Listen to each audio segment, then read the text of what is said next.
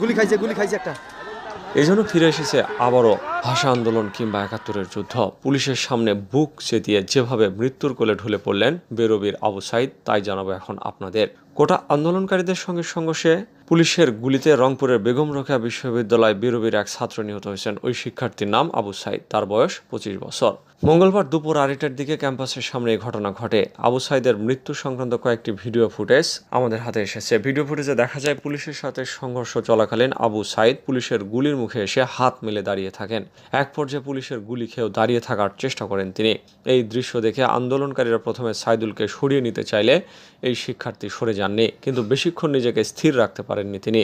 মুহূর্তে রাস্তার উপর ঢলে পড়েন। এক পর্যায়ে সহপাঠীরা আবু সাইদকে তুলে হাসপাতালে নিয়ে গেলে পথেই মারা যান তিনি। নিহত আবু সাইদ ইংরেজি বিভাগের ২০১৯-২০ সেশনের শিক্ষার্থী এবং বিশ্ববিদ্যালয়টির কোটা আন্দোলনের অন্যতম সমন্বয়ক ছিলেন। আজ বিকেল ৪টার দিকে বিশ্ববিদ্যালয়ের একজন সহকারী প্রক্টর এই তথ্যটি নিশ্চিত করেন। তিনি বলেন, দুপুরে বিশ্ববিদ্যালয়ের সামনে এই ঘটনা ঘটে। এই ঘটনায় বহু হতাহত হয়েছে। এদিকে রংপুর মেডিকেল কলেজ থেকে মৃত্যুর বিষয়টি নিশ্চিত করে বলা হয়েছে, নিহত আবু সাইদের বাড়ি রংপুর জেলার পীরগঞ্জ উপজেলায়। প্রত্যক্ষদর্শী সূত্রে জানা যায়, দুপুরে কোটা আন্দোলনকারীরা রংপুর শহরে বিশ্ববিদ্যালয়ের ১ নং গেটে অবস্থান নিলে সেখানে পুলিশ তাদের ছত্রভঙ্গ করতে কয়েক round tear shell, rubber bullet ছোড়ে। এ সময় সংঘর্ষে জড়িয়ে পড়ে দুই পক্ষ। এতে এক পর্যায়ে গুলিবিদ্ধ হয়ে মারা যান আবু সাইদ।